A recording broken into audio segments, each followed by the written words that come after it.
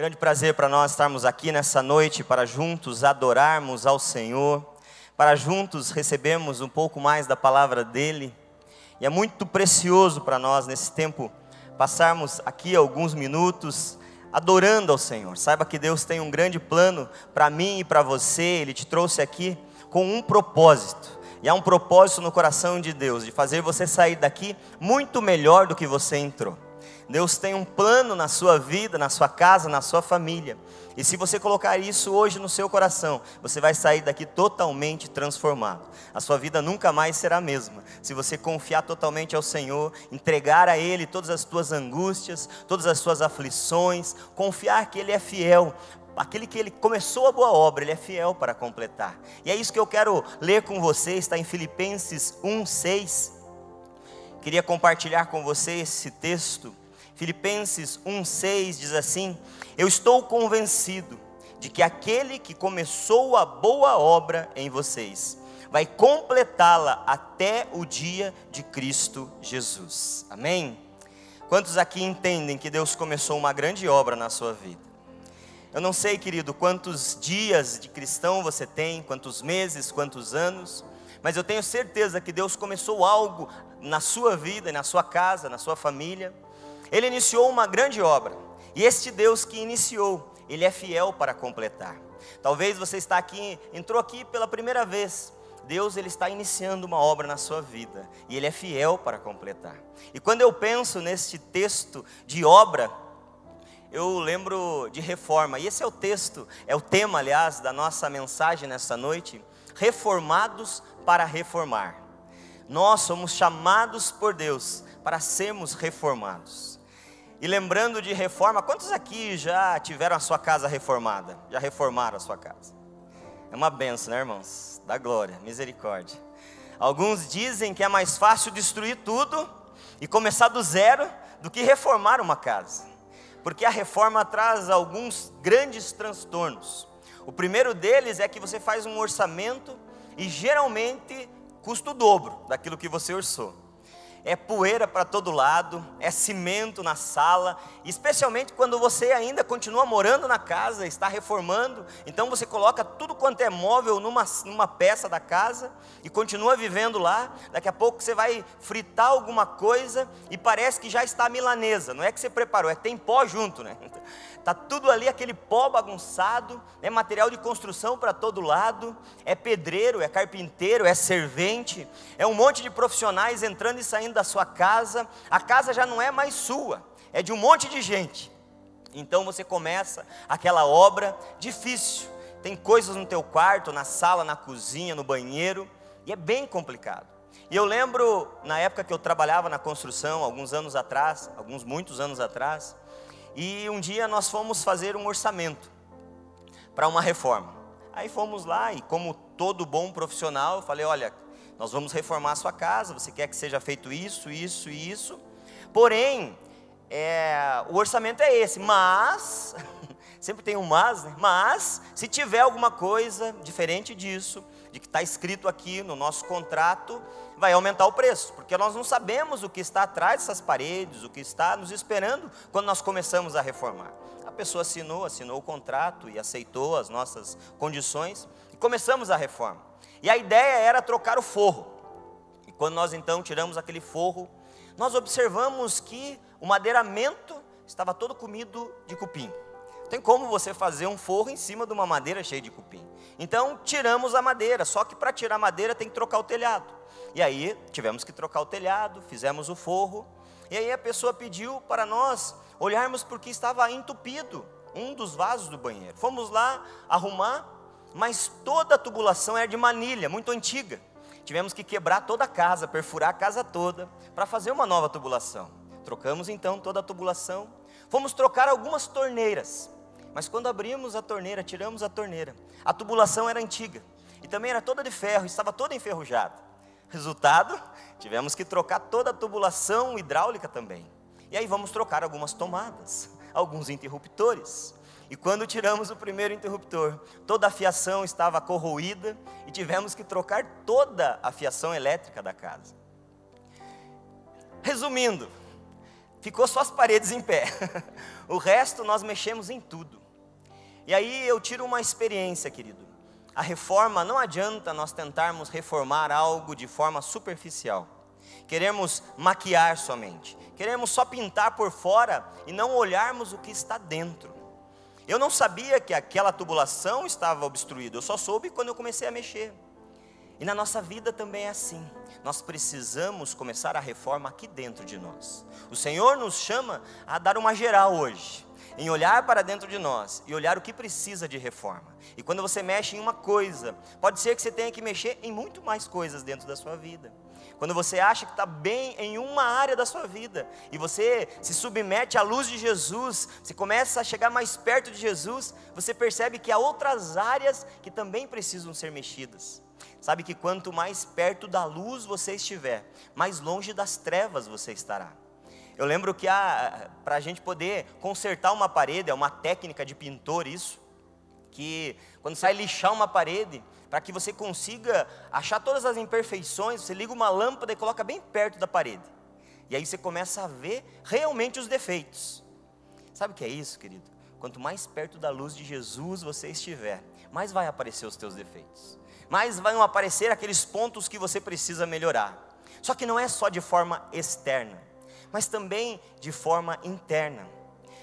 Eu lembro da história de Josué, um grande guerreiro, um homem de Deus, aquele que veio depois a substituir ou ser o sucessor de Moisés, aquele que caminhou no deserto, que recebeu a promessa junto com todo Israel, que iria chegar à terra que mana leite e mel, a terra prometida.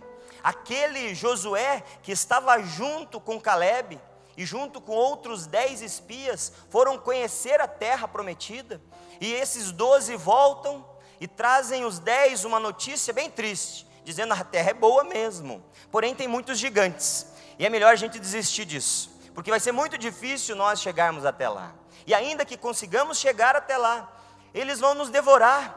Mas Josué e Calebe tiveram um espírito diferente. Josué e Calebe disseram: não, fiquem quietos, vocês não sabem o que vocês estão falando, a terra é boa, e Deus vai nos entregar essa terra. Esse cara olhou de maneira diferente, este homem teve uma visão diferente, e por conta disso, Deus o preparou durante todo o caminho para ser o sucessor. E de fato, somente quem entrou daqueles 12 espias foi só Josué e Calebe. Quem entrou na terra prometida, os outros morreram todos pelo caminho. Este homem, Josué, ele viu Moisés fazendo milagres, prodígios, maravilhas, e um dos grandes milagres foi a travessia do Mar Vermelho. Foi aquela travessia onde eles estavam diante do mar, ou eles atravessariam, ou eles morreriam, porque olhavam para trás, os soldados estavam pressionando, e diante deles estavam as águas em um braço daquele mar, e eles tinham que atravessar, não tinha outro jeito. E Deus, de uma forma milagrosa, abre aquele mar, e eles atravessam em terra seca. E passou-se o tempo, o nosso amigo Josué, ele recebe de Deus então a incumbência de continuar esse processo, de levar o povo de Israel até essa terra prometida. Moisés entrega então o cajado, essa incumbência, e Josué vai para o seu grande desafio, que era atravessar o rio Jordão. Mas se nós pararmos para pensar, o que é um rio se comparado com um mar? Sim ou não? Mas se nós analisarmos de forma real, pense num mar como um lago, que era mais ou menos o que era aquele mar. Um lago onde a água está parada, eles passavam por um lado, e as paredes, ou criou-se uma parede de um lado e de outro, e eles passaram em terra seca, lá na travessia do mar.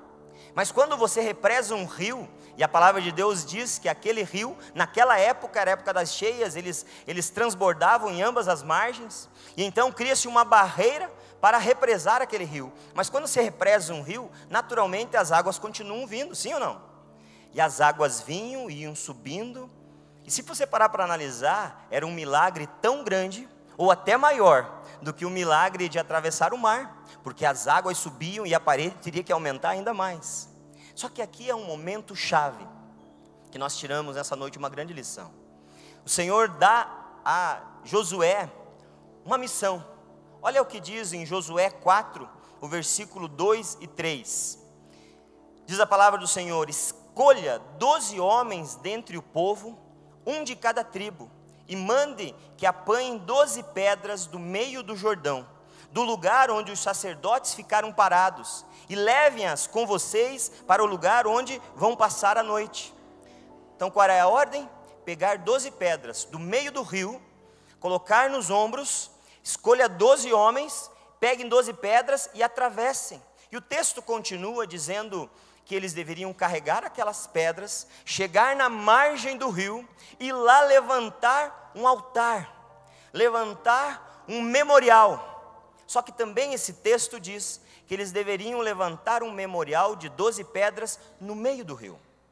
E quando as pessoas perguntassem, olhassem para aquele memorial que estava do outro lado, na margem do rio, e perguntassem para aquelas pessoas: o que significa essas pedras? Eles poderiam dizer: essas pedras simbolizam que o Senhor, o nosso Deus Todo-Poderoso, um dia fendeu as águas, rompeu com as águas, eles passaram em terra seca, e aquelas pedras servirão como memorial. Eu aprendo que nós devemos levantar altares externos, aonde as pessoas vão olhar, aonde são memoriais que nós deixaremos para que as pessoas vejam. Porém, Josué, ele levantou 12 pedras no meio do rio. Quando ele levantava essas 12 pedras, ao passar em terra seca, a água voltou ao normal e ninguém mais viu aquelas pedras, somente aquele povo que passou no meio. Sabe o que significa isso, meu irmão, minha irmã? Significa que nós devemos levantar altares internos, mais do que uma reforma externa, mais do que algo para maquiar, para esconder ou para os outros verem. Nós devemos fazer algo para que Deus veja. Saiba que quando você está lá na sua casa, talvez as pessoas não estejam vendo, talvez o teu marido, a tua esposa, o teu líder, o teu pastor não está vendo o que você está fazendo, mas Deus está vendo. E é lá naquele lugar que você deve levantar altar íntimo, altar interior. Sabe, quando você levanta esses altares interiores, Deus, ele começa a te promover no exterior. Jesus disse de forma um pouco diferente, ele disse: quando você entrar no seu quarto para orar, fecha a tua porta, e lá você ore ao teu Deus em secreto, e o teu Deus que te vê em secreto, vai te recompensar publicamente. É buscar um altar, um memorial interno, uma reforma interna, lá de dentro para fora. E depois que você tiver essa reforma interna, saiba que lá fora, no exterior, as coisas vão acontecer. Quando nós entregamos a nossa vida para Jesus, uma reforma interna começa. Mas às vezes as nossas atitudes ou aquilo que nós exteriorizamos ainda não está de acordo, mas é um processo. Dia a dia, o Senhor, porque está reformando por dentro, nós começamos a demonstrar do lado de fora. Deus começou uma grande obra na sua vida, meu irmão. Deus começou algo tremendo na sua vida, e Ele iniciou, mas Ele vai terminar também. Mas isso começa de dentro para fora, começa numa reforma interna para poder se exteriorizar. Também lembro de um grande homem de Deus chamado Neemias, um homem que foi chamado por Deus para ser um reformador. Neemias era o copeiro do rei daquela época, e ele sempre chegava diante da presença do rei para servir aquele rei. Mas ele recebeu uma informação dos seus irmãos, dos seus compatriotas, de que algo estava acontecendo com Jerusalém e com os muros de Jerusalém. O muro estava destruído, ele precisava de uma reforma, as portas haviam sido queimadas pelo fogo, estavam destruídas e precisava fazer algo. Mas eu sou copeiro, ele poderia pensar. Mas Deus chama os copeiros, Deus chama aqueles que aparentemente não são nada, para que sejam reformadores. Você, querido, é um reformador. Você é um homem ou uma mulher de Deus, que Deus escolheu para fazer a diferença nesse mundo, para fazer algo lá onde você está. Talvez você pense: mas eu sou funcionário de uma empresa, o que eu posso fazer? Pois é lá mesmo que Deus vai te usar. Deus vai te usar como um grande reformador. Deus vai usar você lá, naquele lugar, na tua escola, na faculdade, para fazer algo que impacte talvez uma região, talvez uma cidade, talvez uma nação. E aquele homem então, após ouvir todas aquelas informações a respeito da cidade, olha o que diz em Neemias 1:4, essa história está em Neemias todo, mas 1:4 diz assim: quando eu ouvi estas coisas, sentei-me e chorei, passei dias lamentando, jejuando e orando ao Deus dos céus. Olha o que Neemias faz. Ele olha um problema, ele olha uma situação, e ele então vai para a primeira pessoa e a pessoa mais importante, quando nós temos um problema que deveremos ir. Não é para o pai, para a mãe, para o marido, para a esposa, mas nós vamos para Deus. E lá então ele começa a clamar, a confessar, a dizer: Senhor, olha o que está acontecendo, tudo está destruído. Olha, ele passa um tempo então lamentando, orando, jejuando por vários dias. E então ele recebe algo de Deus. Você, mesmo sendo copeiro, você pode fazer a diferença. Assim como Josué, quando nós lemos no início de Josué, que Deus disse para ele: somente seja forte e corajoso, que você vai conquistar, e ele foi um conquistador. Da mesma forma, Neemias precisou de muita força, de muita coragem, para sair do seu status quo, que é ali de ficar quietinho, paradinho, e começar a fazer algo. E então Deus começa a abrir as portas. Quando ele chega diante do rei, ele está ali cabisbaixo, ele nunca tinha se apresentado daquela forma diante do rei, e o rei olha para ele e diz: Neemias, alguma coisa está acontecendo, ou você está doente, ou é alguma coisa do seu coração, alguma coisa está acontecendo, porque você nunca se apresentou diante da minha presença dessa forma. E Neemias então começa a contar toda a história do que estava acontecendo com os muros, com as portas, e ele fala: se o rei quiser, o rei pode me enviar, me dá umas férias aí, e me envia lá para a minha cidade, para que eu possa reformar, para que eu possa reconstruir esses muros. E o rei libera ele, combina quanto tempo seria, e ele vai para essa reconstrução, mas muito além disso, ele pede cartas, para que ele possa usar essas cartas em favor, para conseguir madeiras, os materiais de construção, e a reforma deste muro começa. Ele faz então, antes de tudo, um planejamento, ele sai caminhando pelos muros, vendo o estrago, tudo o que precisava, e ele faz as contas do que precisava, e começa a trabalhar com as famílias, e cada família reconstruiu uma parte do muro em frente à sua casa, e a construção começou a avançar, até que chegou mais ou menos na metade do muro, na sua extensão. Só que aí, quando nós levantamos um grande projeto de Deus, sempre tem alguns que vão ser os opositores. Naquele momento, alguns se levantaram contra eles, Tobias, Sambalate e um tal de Gesem, chega e começa a dizer: você acha que você vai conseguir terminar esse muro aí? Você acha que você vai conseguir num dia só construir isso? Você acha que você vai fazer alguma coisa? Mesmo que você comece a construir, vai vir uma raposa e vai derrubar. Você não vai conseguir avançar nessa construção. Sabe, querido, quando Deus coloca um projeto na sua vida, quando Deus coloca algo para você fazer, quando há uma reforma a ser feita, alguns opositores vão se levantar. Algumas vozes vão dizer para você: você não vai conseguir vencer, você não vai conseguir vencer esse vício, você não vai conseguir largar da bebida, das drogas, você não vai parar de mentir não, você vai continuar desse jeito.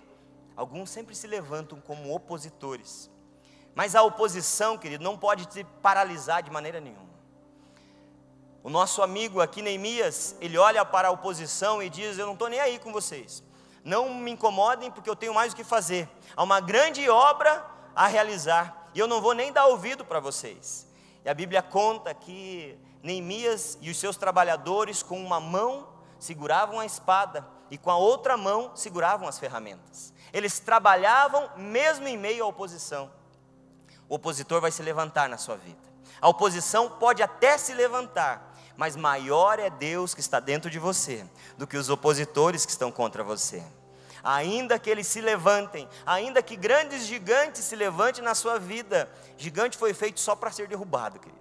Esses opositores que vêm, é para serem derrubados, para que a glória seja dada ao nosso Deus, para que o nome do Senhor seja glorificado na sua vida. Há algo, querido, que Deus iniciou na sua e na minha vida, e as pessoas vão se levantar. Algumas pessoas têm nos testemunhado que quando elas entregaram a vida para Jesus, a oposição veio na sua casa. Eu lembro da história de um pastor, amigo meu, na verdade, um dos grandes líderes que eu tive, pastor Nader Hananader. Era um sírio, nascido em Damasco, e ele aceitou Jesus, ele entregou a sua vida para Jesus. Ele vinha de uma família milionária, e ele então, por aceitar Jesus e se casar com uma brasileira, os seus irmãos, os seus parentes, simplesmente o deserdaram, simplesmente se oporam a ele.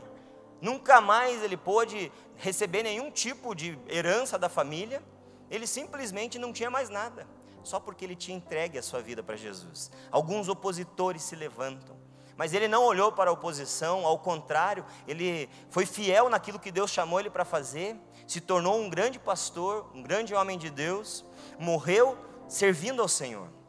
Nada conseguiu impedir ele de completar aquela obra. Como o texto que nós lemos, o Senhor que iniciou a boa obra, Ele vai completar, Ele vai chegar até o final na sua vida. Ainda que levantem-se os opositores, você vai chegar no final, você vai completar essa obra, o Senhor vai completar essa obra na sua vida. E depois de ele concluir essa grande reforma, ele entrega, coloca as portas naquele muro, e a obra foi completa, mesmo diante de tantas oposições. Ainda que venham as oposições, você vai chegar no fim da tua reforma. Quantos reformadores nós temos aqui nessa noite? Você é chamado para reformar, primeiro aqui dentro, para ser um reformador lá fora. O Senhor vai reformar tudo que está dentro de você, querido. Mudar a sua realidade interior, mas também mudar a tua realidade exterior. Algo que Deus começou e Ele é fiel para completar. Quando a sua vida for reformada, haverá oposição. Mas não se deixe intimidar, aquele que iniciou a boa obra vai completar em nome de Jesus. Neste tempo, querido, de outubro, nós comemoramos o mês da reforma. Agora, dia 31 de outubro de 2017, nós comemoramos 500 anos da reforma protestante. A reforma, ela só é necessária se as coisas estão fora de forma, por isso reforma. Quando uma casa é construída, ela é construída completa, bonita, está lá, completinha, com tudo que tem de bom na casa. Só que os anos vão passando, e as coisas começam a se deteriorar, como no exemplo que eu dei, e chega um momento que está caindo aos pedaços e que precisa de uma reforma. Não foi diferente também com a igreja. Olha só o que aconteceu, vamos viajar um pouco na história. Quando o Senhor Jesus, Ele chama a igreja e diz em Atos 1:8, mas recebereis poder quando vier sobre vós o Espírito Santo, e sereis minhas testemunhas em Jerusalém, Judeia, Samaria, até os confins da terra. Eles creram naquela palavra, eles buscaram a presença do Senhor, foram cheios do Espírito Santo, começaram a falar em novas línguas, e a igreja então começa a se incendiar. Algo maravilhoso começa a acontecer, os apóstolos então começam a pregar, eles viajam, e os discípulos junto com os apóstolos começam a conquistar Jerusalém, Judeia, Samaria, e eles vão até os confins da terra conhecida, e eles então pregam a palavra, a igreja está surgindo, a igreja está frutificando, a igreja vai tomando forma. Depois vem Paulo, e Paulo nas viagens missionárias dele estabelece igrejas, estabelece então uma maneira de ser igreja, e eles perseveravam na doutrina dos apóstolos, faziam aquilo que era correto, a igreja estava crescendo, se desenvolvendo. Só que foi passando os anos, os apóstolos foram morrendo durante esse tempo, morreu um, morreu dois, até que o último apóstolo veio a falecer, o apóstolo João, lá na ilha de Patmos, ele foi o último a falecer. Ele foi fiel até o fim. Depois disso a igreja continuou a se desenvolver, só que a partir de um dado momento, a igreja começou a desgastar. Aquilo que era a sã doutrina, começaram a infiltrar ou colocar algumas atividades ou algumas ações no culto que não era da vontade de Deus. Foi passando o tempo e já não era só Jesus, mas sim imagens, e a igreja se torna a igreja real, ou a igreja universal era a igreja católica, e ela então assume o poder, e ela começa a pregar, e a intenção era maravilhosa, até porque o nome católico significa universal, era para ser uma igreja que realmente fazia a diferença, e ela fez por um bom tempo, só que daqui a pouco começam a se perder no meio do caminho. a ponto de criar situações em culto, onde não era mais o culto, era a missa, onde situações onde havia a manifestação do Espírito Santo já não havia mais, onde a igreja começa a esfriar, e aonde cria-se algumas doutrinas não mais de Deus, mas algo do homem. E foi passando o tempo, até que em mais ou menos 1500, eles começam a construção da Basílica de São Pedro, uma grande construção. Eles tiveram uma brilhante ideia para então arrecadar fundos para a construção da Basílica. O Papa da época, que já era na época do papado, o Papa Leão X, ele encaminha o seu emissário, Johann Stetzel, para vender o que eles chamavam de indulgências. O que era isso? Indulgências era uma liberdade de pecados, era um documento legal, no qual se você ofertasse, se você desse uma oferta, você recebia aquele documento assinado pelo próprio Papa, onde você teria o teu perdão dos pecados, e dependendo do tamanho da tua oferta, você recebia 5 anos de perdão, se a oferta fosse maior era 10 anos de perdão, se a oferta fosse maior ainda, dependendo da oferta, você receberia a absolvição de todos os teus pecados, e aquilo era algo legal para a época. E esse homem vai e começa a vender essas indulgências para arrecadar fundos para a construção dessa Basílica de São Pedro. Mas um homem chamado Martim Lutero, ele começou a ler a palavra.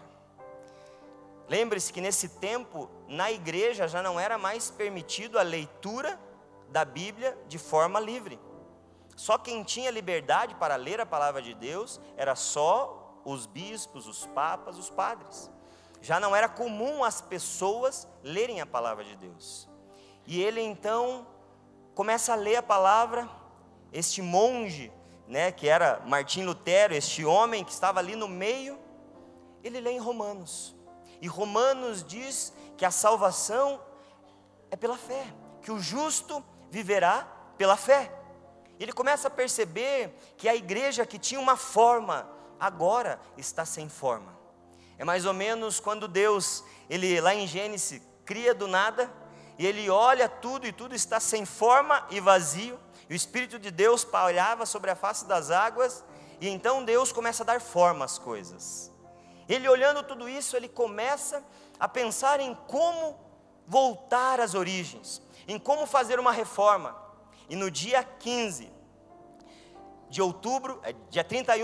outubro de 1517, Martim Lutero, ele vai até a igreja de Wittenberg, e ele prega, ele fixa 95 teses contra essas indulgências, e contra tudo que a igreja no momento estava fazendo. Ali inicia-se a grande reforma. Passa-se os anos, outros grandes nomes da história, grandes homens de Deus, usados pelo Espírito Santo, começam a pregar as boas novas, de acordo com o que a palavra de Deus diz. Grandes homens como John Wesley, como tantos outros, Calvino, e tantos outros pregando a sã doutrina. E aí se levanta o que nós chamamos dos fundamentos da reforma. E é esses fundamentos que eu quero falar com você nessa noite. Sobre 5 pilares. Sobre 5 pilares que essa reforma... 5 é assim, né? Sobre 5 pilares... Está faltando uma mão. 5 pilares dessa reforma, o que nós chamamos de reforma protestante. Só para ver se você estava prestando atenção, irmão. Esses pilares, eles consistiam em a base para voltar ao caminho da palavra de Deus. O primeiro grande pilar é só a fé. Diga comigo, só fé. O que Lutero e todos os outros avivalistas perceberam, que não tem como você ganhar a salvação, não tem como você receber nada, se não for pela fé. Nós não somos salvos pelas nossas obras, é pela fé. Nós somos salvos através da fé. Olha só que tremendo, querido, a fé, ela é a certeza das coisas que nós esperamos. A fé é você ver o invisível, é você crer no incrível e você receber o impossível. Isso é fé. É você acreditar de uma tal forma que aquilo dentro do seu coração já aconteceu. Isso é fé. Foi pela fé que você veio aqui hoje. Foi pela fé que você se move. Foi pela fé que você recebeu Jesus. É a fé que nos move. O justo viverá pela É pela fé que nós vivemos. Nós vivemos pela fé. O segundo pilar dessa reforma é só a Escritura. Diga comigo, só a Escritura.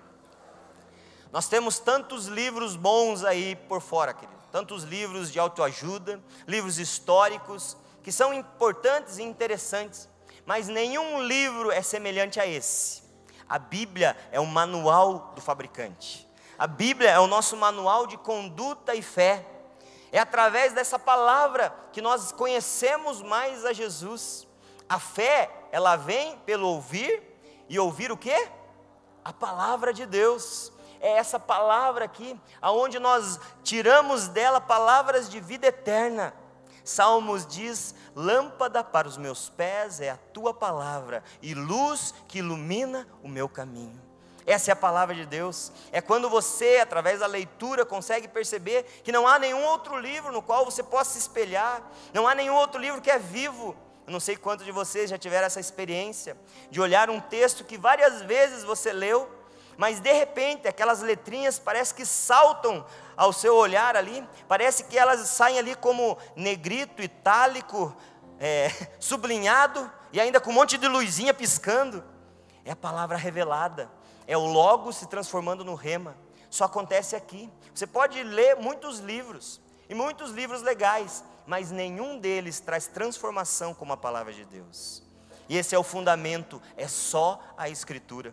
Nenhum outro livro, nenhum outro dogma, ou nenhum outro caminho, nenhum outro livro nós devemos confiar a não ser a palavra de Deus. O terceiro pilar dessa reforma é somente Cristo. Repita, somente Cristo. Não há nenhum outro caminho a não ser Jesus Cristo. Todos os caminhos, menos um, levam a lugar nenhum. Todos os caminhos, há um ditado que diz que todos os caminhos levam a Deus. Quantos já ouviram isso? Querido, isso é a maior mentira. Não são todos os caminhos que levam a Deus, há um único caminho. Até porque Jesus disse: eu sou o caminho, eu sou a verdade e eu sou a vida. Ninguém vem ao Pai a não ser por mim. Ele é o caminho que leva à salvação.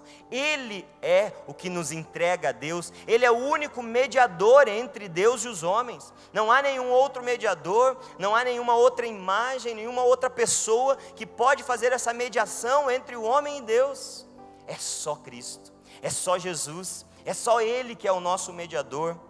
Não há nenhum outro mediador, somente Cristo. E o quarto pilar é só a graça. Diga comigo, só a graça. A palavra de Deus fala: nós somos salvos pela graça sois salvos, por meio da fé.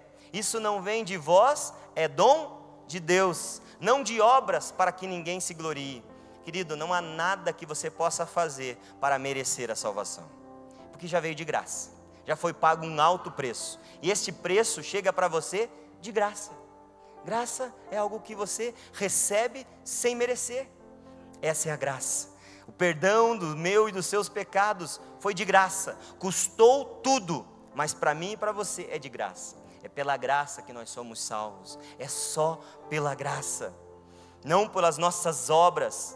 Você sabe que as nossas obras, elas são necessárias, mas as obras são um reflexo dessa graça que recebemos. Nós fazemos e devemos fazer boas obras a todos, aqueles que nós podemos, mas nós fazemos isso porque nós temos essa graça diante de Deus. E porque temos graça, de graça queremos dar, de graça queremos nos oferecer, nos ofertar para as pessoas, ajudar o próximo. As obras são importantes, mas não são elas que vão comprar a tua salvação. É pela graça que nós somos salvos. E o quinto e último pilar dessa reforma protestante é só a Deus seja a glória. Diga comigo, só a Deus seja a glória. Somente a Deus seja a glória, querido. Se há algo na minha e na sua vida que tem tomado o lugar de Deus, saiba que Deus, Ele não divide a sua glória com ninguém. Ele é merecedor de toda honra, toda glória, todo louvor, toda adoração. Se há algo que tem impedido Ele de ser o único na sua vida, isso é idolatria. Se tem algo que é mais importante na sua vida do que Deus, se tem colocado algum outro Deus, seja Ele pessoa, situação, seja Ele carro, seja o que for, é idolatria. Idolatria não é simplesmente se dobrar diante de uma imagem de escultura, não. É se você der valor acima do valor dado a Deus. É idolatria. Só É só Deus seja dado toda a honra, toda a glória e todo o louvor. É Deus que merece, Ele é merecedor do teu louvor, querido. Olha para dentro de você nessa noite. E queria que você analisasse se esses pilares estão 100% corretos, esses fundamentos estão dentro da sua vida. Nós somos chamados, reformados para reformar. E fica a nossa pergunta qual dessas áreas você precisa de reforma hoje? Qual é a parte da sua vida que você precisa de reforma? Está faltando fé? Se está faltando fé, a Bíblia diz, peça a Deus, Ele vai te dar. Só que também a fé, Ele vem por ouvir a palavra de Deus. Então leia mais a palavra de Deus, busque mais a palavra de Deus. Está te faltando entendimento para essas escrituras? Peça a Deus, espírito de sabedoria e de revelação. Leia mais, busque mais. Tenha tempo orando a palavra. Nós temos a oportunidade tremenda aqui na comunidade Vida Plena de buscar o Senhor na casa de oração. Venha aqui no teu horário de almoço, venha durante o dia, traga a sua Bíblia, traga uma caneta para riscar ali os textos que o Senhor está falando com você. Se você tem dificuldade para entender, entre nas nossas escolas. Nós temos aqui o TD, TL, nós temos tantos cursos que podem te ajudar a conhecer melhor a palavra, a Escritura. Busque ao Senhor, busque aprender mais. Você ainda não conhece a Cristo? Só Cristo. Ele é o único que pode salvar. Busque conhecê-lo melhor. Você está tentando receber a salvação pelas suas obras? Quero te dizer, querido, que não há nada que você possa fazer de bom que vai fazer Deus te amar mais. Só que também não há nada que você possa fazer de ruim que vai fazer Deus te amar menos. Deus te ama como você é. É bom para você melhorar a sua vida, mas Deus continua te amando. Você não precisa fazer nada para merecer este amor. Ele continua te amando. Ele te ama como você é. Deus, Ele também não divide a sua glória com ninguém. Se há algo dentro de você, dentro da sua casa, que tem sido maior do que Deus, lembre-se, Ele não divide a glória com ninguém. Entregue-se totalmente a Ele. E quando você começa a reforma, se levanta alguns opositores.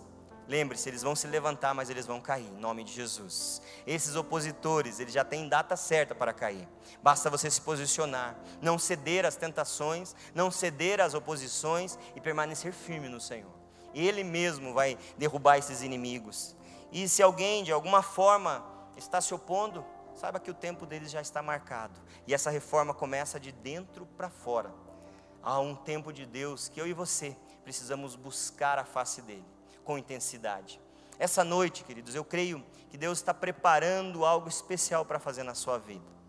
Há algo que eu não posso fazer, que nenhum dos nossos pastores podem fazer, que o teu líder de célula não pode fazer, que ninguém pode fazer por você, mas há algo que só você pode fazer, é olhar para dentro de você mesmo, assim como o salmista disse, Senhor, olha para dentro de mim e vê se há algum caminho mau e conduze-me ao caminho eterno. E essa é uma noite de nós olharmos para dentro de nós mesmos. Eu vou pedir para você se colocar em pé nessa noite, e você pedir para que o Senhor fale com você, que o Senhor fale contigo, a respeito dessa grande reforma que Ele quer fazer na sua vida. Deus, Ele é fiel para completar a obra que Ele iniciou em você. Há uma obra que Deus começou, mas é só o começo. Há muita coisa ainda que Deus quer fazer na sua vida, querido. Feche teus olhos agora. Feche teus olhos.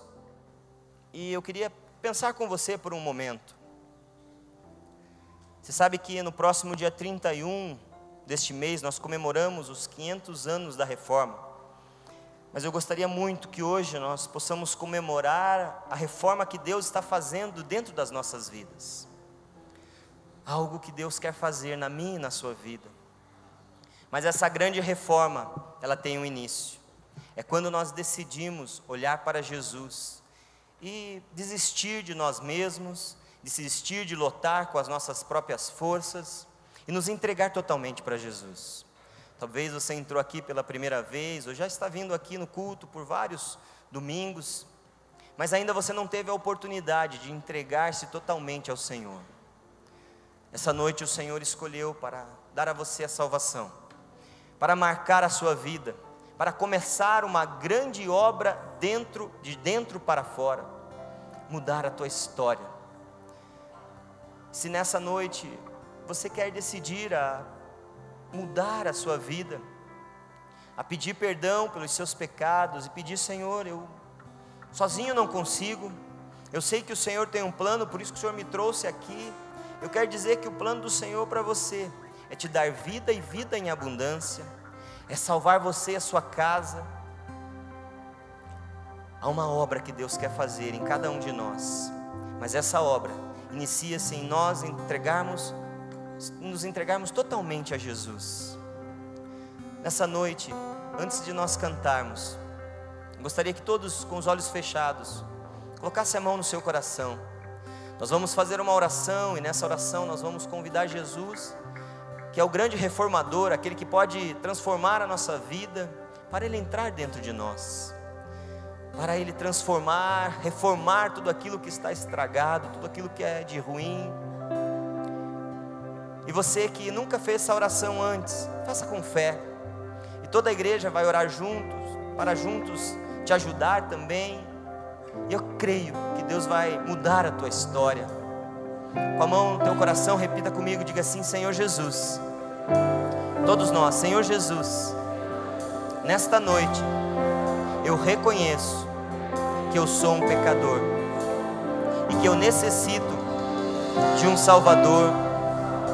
Reforma a minha vida, tira tudo o que é de ruim, me perdoa os meus pecados, muda a minha história. Eu quero ser diferente. Eu te recebo como meu Senhor e como meu Salvador, em nome de Jesus, amém. Se você fez essa oração, querido, pela primeira vez, o Senhor Jesus te salva. Ele escreveu o teu nome lá no livro da vida nos céus. E se você fez essa oração pela primeira vez, eu vou convidar você para vir aqui à frente. Nós queremos celebrar com você, mas eu quero orar com você também. Saia do teu lugar e venha aqui à frente. Tenha coragem, assim como esse jovem. Eu sei que tem muito mais pessoas que o Senhor falou com você nessa noite. Tenha coragem de chegar diante da presença do Senhor e pedir: Senhor, reforma a minha vida, muda a minha história, muda, Senhor, começa essa obra de dentro para fora. Seja bem-vindo, querido. Seja bem-vindo, querido. Há uma grande obra que Deus quer fazer na sua vida. Ele te trouxe aqui porque Ele tem algo para fazer através de você. Há um propósito de Deus para você, querido. Aleluia, Jesus. Os nossos líderes, intercessores também estarão aqui junto, orando com você. Você que está no seu banco, não deixe a oposição te segurar lá. Não deixe essa palavrinha, essa mensagem vir ao seu ouvido dizendo: eu não preciso ir lá na frente, eu posso ficar aqui mesmo. Hoje é dia de salvação. Hoje é dia que o Senhor quer salvar a sua vida. Não deixe essas vozes de Tobias, Sambalate tocarem, falarem com você. Saia do seu lugar e vem aqui à frente. Quero orar com você. Quero confirmar essa oração. Você que está aqui à frente, repete comigo essa oração. Diga: Senhor Jesus, eu te recebo como meu Senhor e como meu Salvador. Escreve o meu nome no livro da vida lá nos céus. Eu sou teu e tu és meu. Muito obrigado, Jesus. Amém. Senhor, quero colocar cada um destes homens, mulheres, jovens que estão aqui, Senhor, com o coração aberto para receber, Pai, a tua palavra e receber a ti como Senhor e Salvador. Pai, recebe-os, transforma a sua vida, muda a sua história, Pai. Pai, que essa reforma seja completa, porque a tua palavra nos afirma que aquele que começou a boa obra, ele é fiel para completar. Em nome de Jesus, eu creio que o Senhor iniciou e o Senhor vai completar essa obra. Em nome de Jesus, em nome de Jesus. Amém. Olhe para mim, você que está aqui à frente. Você fez a melhor escolha que você podia fazer. Eu não vou prometer para você que vai ser um mar de rosas, que vão colocar para você um tapete vermelho para você passar. Mas a partir de hoje você não está sozinho. Primeiro que dentro de você está habitando o Espírito Santo, mas também você tem uma grande família. recebe e te aceita como você é, e vai te ajudar nessa caminhada. Queria que você virasse para lá e visse essa grande família que quer te receber com todo carinho. Aleluia! Oh, aleluia! Oh! Ora lá, baixara! Aleluia! Aleluia! Aleluia! Deus abençoe vocês. Vocês que receberam Jesus, procure uma célula, procure um líder, essa pessoa que talvez está com você aí, entregue o teu nome para ela, encontre um lugar para você ser cuidado. Deus tem um plano na sua vida aqui. Deus vai fazer uma grande obra na sua vida, em nome de Jesus, amém? Você que está aí no seu banco, levante as tuas mãos, levante as tuas mãos e comece a adorar ao Senhor.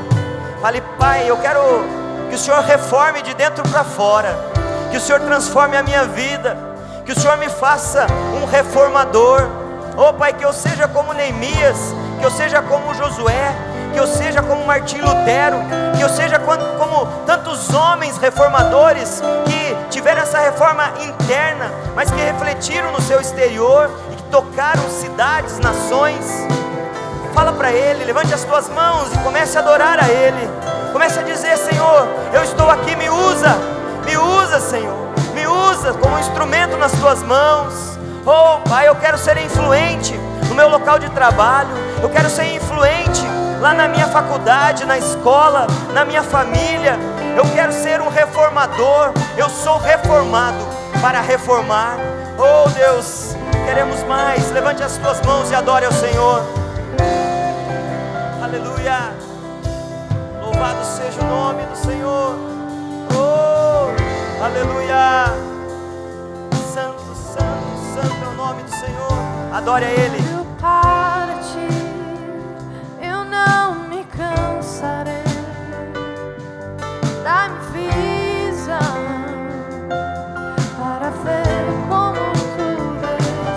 Eu olho para ti, minha força vem de ti, da sabedoria. Sim, Senhor. Só tu sabes o que fazer.